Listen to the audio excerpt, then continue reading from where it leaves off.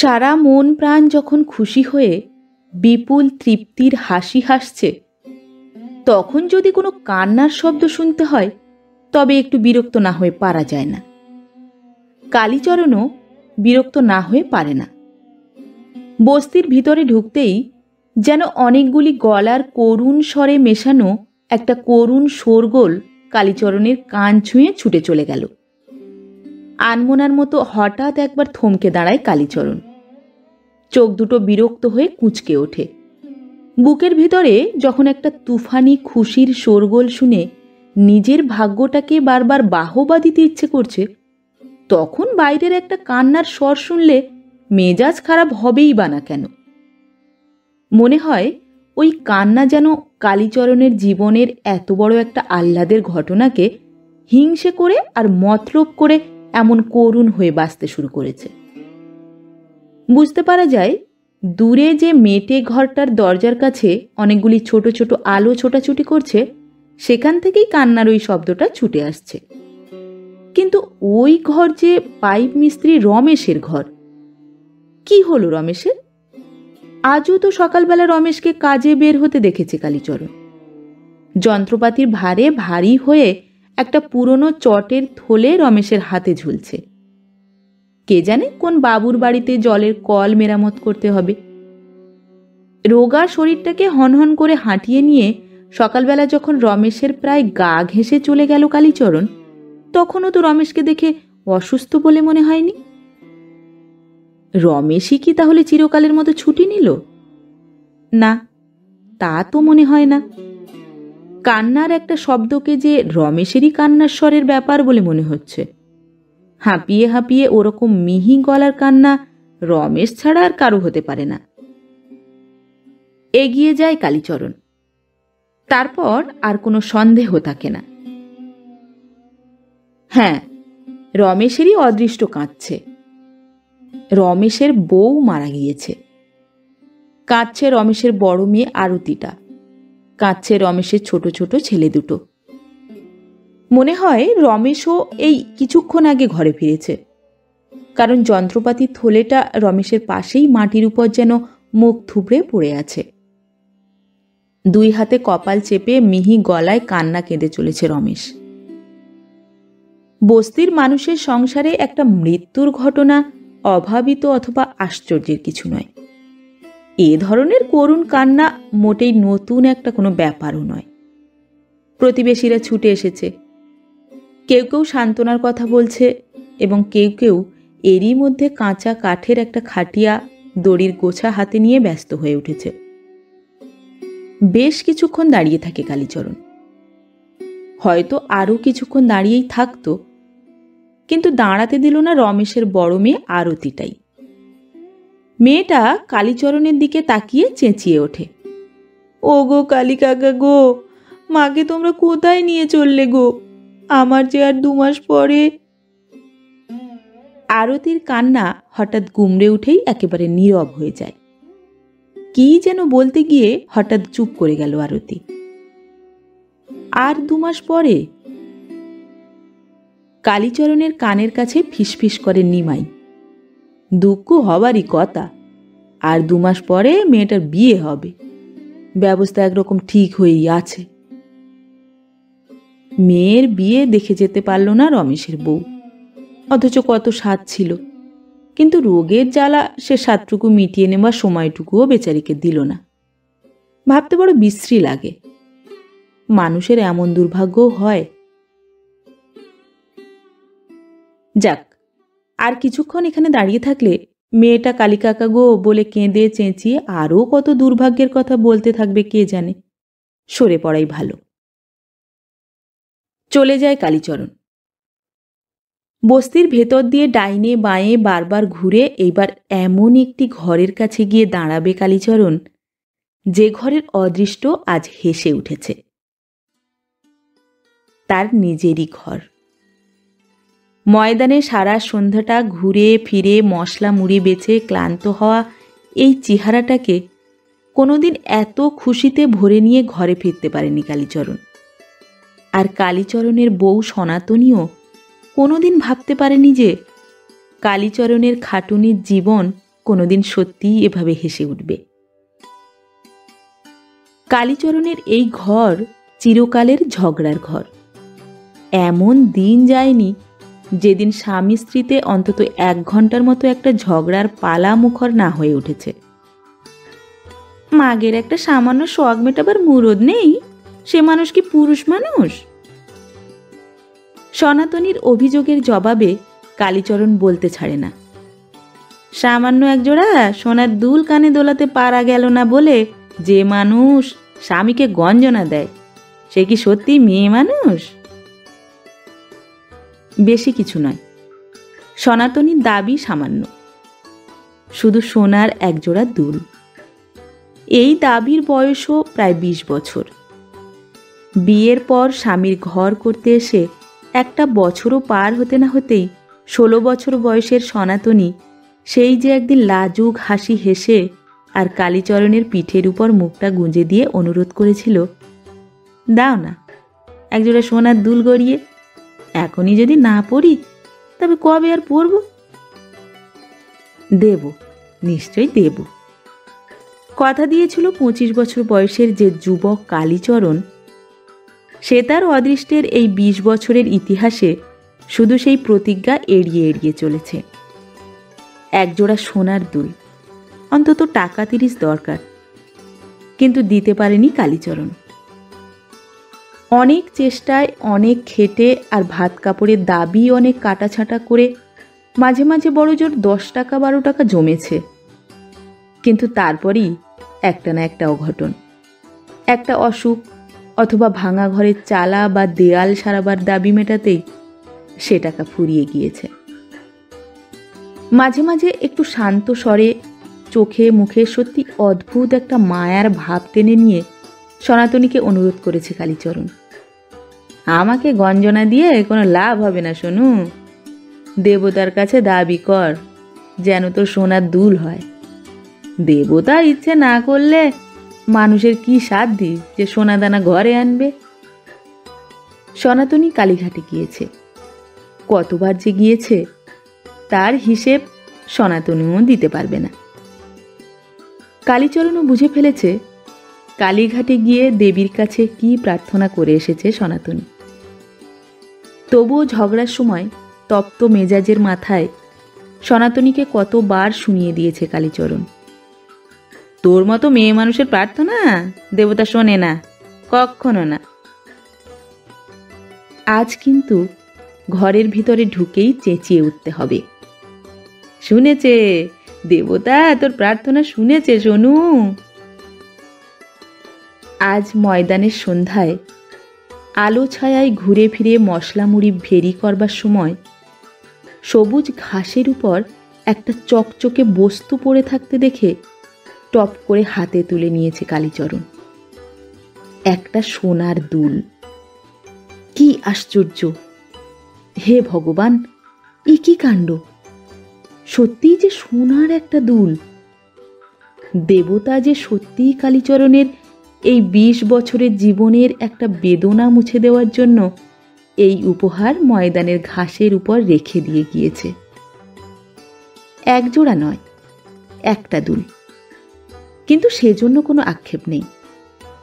দেবতা যখন প্রসন্ন হয়ে একটা জুটিয়ে দিয়েছে, তখন আর একটা জুটে যাবেই, অন্তত আর একটা কেনবার মতো টাকা জুটে যাবেই। মাধব শেখরাকে বললে ঠিক এই রকম একটি দুল সে 2 দিনে গড়িয়ে দিতে পারবে। দাম কত? আর দাম বড় জোর টাকা 15 লাগবে। সে 15 টাকা কি আর দেবতার কৃপায় জুটে যাবে না? ঘরে ঢুকেই পকেট থেকে ছোট একটা কাগজের পুরিয়া বের করে হাঁক ছাড়ে কালীচরণ, বল দেখি সোনু, এটা কি চিজ? সনাতনী ভ্রুকুটি করে, তোমার শুল ব্যথার ওষুধ? আবার কি? না না তো না, হাসি দেখলে গা জ্বলে। কাগজের পুরিয়া খুলে সোনার দুলটা সনাতনীর চোখের সামনে তুলে ধরেই চেঁচিয়ে ওঠে কালীচরণ, দেবতা পাইয়ে দিলে। সনাতনী খপ করে দুলটা হাতে তুলে নিয়ে চোখ মুখ হাসিয়ে আর ছটফট করে চেঁচিয়ে ওঠে, সে কি গো? কালীচরণ বলে, ময়দানে উড়িয়ে পেলাম। সনাতনীর চোখ দুটো উজ্জ্বল হয়ে ওঠে, অদ্ভুত হাসির শিহর মুখের উপর থরথর করতে থাকে। আর একটা কই? কালীচরণ বলে, সেজন্যে ভাবিস না, হয়ে যাবে। হ্যাঁ, বিশ্বাস করে সনাতনী। দেবতা যখন একটা পাইয়ে দিয়েছে তখন আর একটাও পাইয়ে দেবে। কালীচরণ বলে, এইবার একটু হাত টেনে খরচ করে অন্তত 15টা টাকা জমিয়ে ফেলতেই হবে সোনু। সত্যিই যেন দেবতার আশীর্বাদে নতুন একটা দুঃসাহসের সোনাও পেয়েছে কালীচরণ। কি ভয়ানক খাটুনি, কিন্তু একটুও ভয় করে না কালীচরণ। সকালে উঠেই মশলা মুড়ি ফেরি করতে বের হয়ে যায়, ফিরে আসে রাত্রিবেলা। সনাতনীও মরিয়া হয়ে উঠেছে, সকাল থেকে রাত্রি পর্যন্ত শুধু জল খেয়ে পার করে দেয়। কালীচরণ ঘরে ফেরবার পর আধাড়ি ভাত দুজনে ভাগ করে খায়। টাকাও জমেছে, 1 সপ্তাহে 3 টাকা জমে গেল, 1 মাসে জমল প্রায় 9 টাকা। হে ভগবান, আর 6টা টাকা কি আর 1 মাসে জমবে না? মাধব শেখরাও বলেছে, হ্যাঁ, 15 টাকাতেই ঠিক এরকম একানি সোনার একটা দুল হয়ে যাবে। আরও 1টা মাস পার হয়। রাত্রিবেলা ময়দান থেকে যখন ঘরে ফিরে এসে সনাতনীর মুখের দিকে তাকায় কালীচরণ, তখন কিছুক্ষণের জন্য কালীচরণের 2 চোখ অপলক হয়ে যায়। হাসছে সনাতনী, সেই 20 বছর আগের আশাময় সুন্দর লাজুক মুখটি হাসছে। সত্যি লজ্জিত হয় সনাতনী। অমন করে কি দেখছো?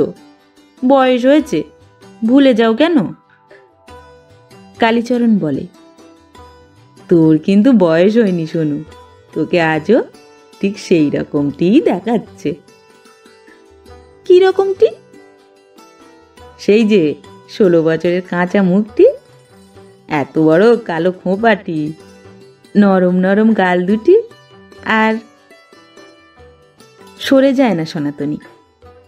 রোগা শরীরটাকে একবেলা ভাত খাওয়ানো সেই শ্রান্ত ক্লান্ত প্রাণটাকেই যেন 16 বছর বয়সে তরুণতায় বিহবল করে দিয়ে কালীচরণের 2 হাতের ইচ্ছার কাছে সঁপে দেয় সনাতনী।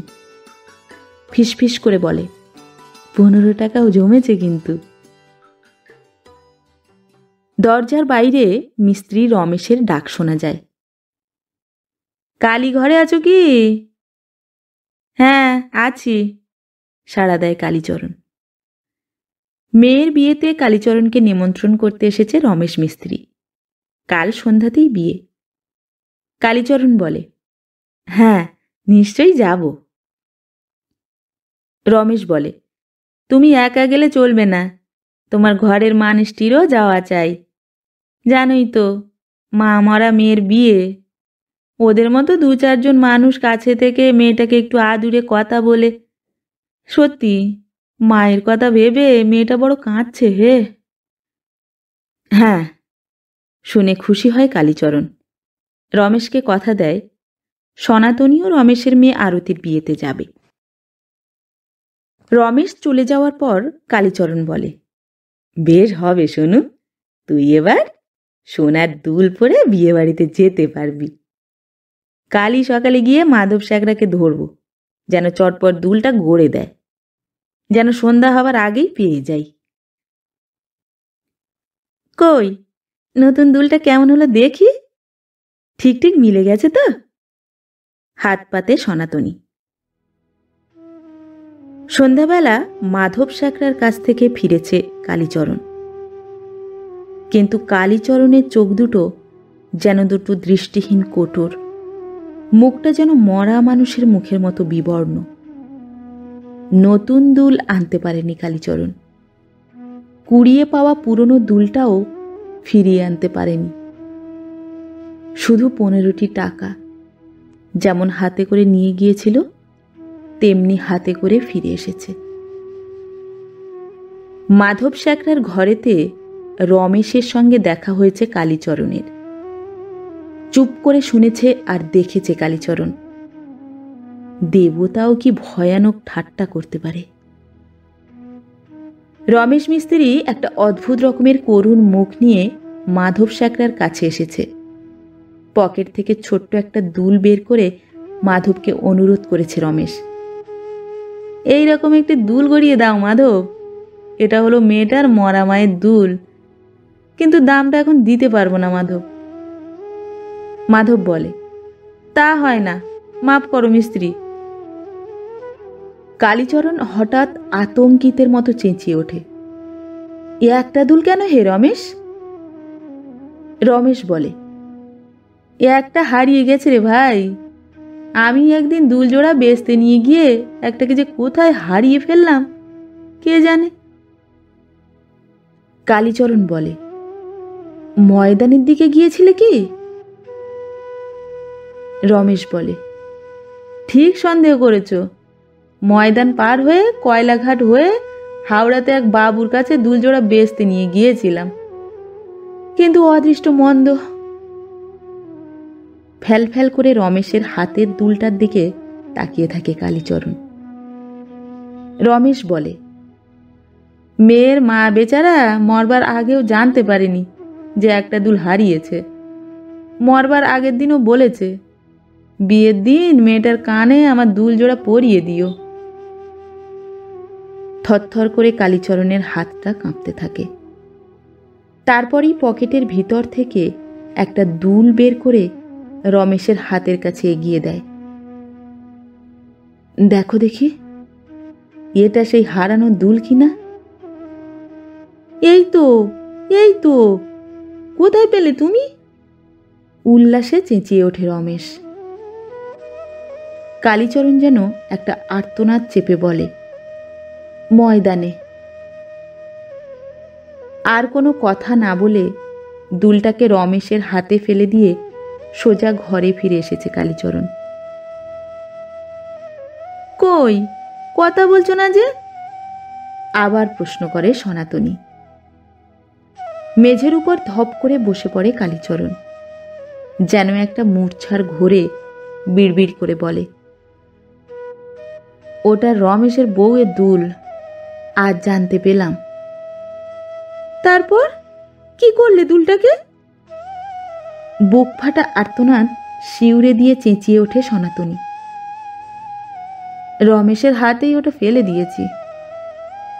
হায় রে হায়, মানুষও এত গোমুখ হয়? মেঝের উপর গড়িয়ে পড়ে কাঁদতে থাকে সনাতনী। কালীচরণও স্তব্ধ হয়ে বসে তেমনই ফ্যালফ্যাল করে তাকিয়ে দেখতে থাকে। সনাতনীর কান দুটো মেঝের সঙ্গে ঘষা লেগে যেন একটা মাটি মাখা নিষ্ঠুরতার আঘাত সহ্য করতে গিয়ে ছটফট করছে। কালীচরণ যেন ভীরু অপরাধীর মতো বিড়বিড় করে, কি করব বল? রমেশের বউ মরবার আগে বলে দিয়েছিল মেয়েটাকে যেন বিয়ের দিন ওর দুল জোড়া পরিয়ে দেওয়া হয়। এদিকে রমেশের সাধ্য নেই যে নতুন একটা দুল গড়াতে পারে, কাজেই। মাটিতে লুটিয়ে পড়া সনাতনীর শরীরটার করুণ কাতরতা আর ছটফট জ্বালা যেন হঠাৎ স্তব্ধ হয়ে যায়। তারপরই মনে হয় যেন ঘুমিয়ে পড়েছে সনাতনী। আশ্চর্য হয় কালীচরণ, সত্যি এত দুঃখ পেয়েও কি সুন্দর শান্তটি হয়ে যেন সুখের ঘুমে বিভোর হয়ে আছে সনাতনী। রাত কত হলো, সারা বস্তি যে একেবারে নীরব হয়ে গিয়েছে। কালীচরণ ডাকে, শোনো। সনাতনী ধড়ফড় করে জেগে ওঠে। রাত অনেক হলো বুঝি? হ্যাঁ। তবে তো মেয়েটার বিয়ে হয়েই গিয়েছে। হ্যাঁ, সন্ধ্যাতেই লগ্ন ছিল। যা, আক্ষেপ করে সনাতনী।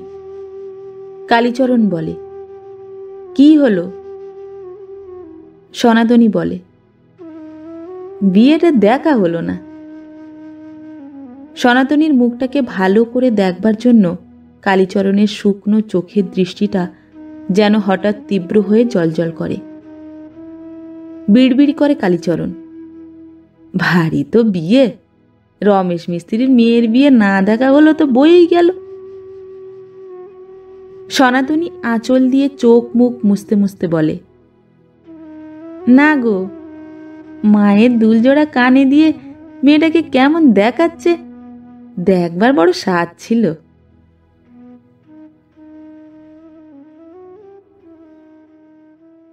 নমস্কার।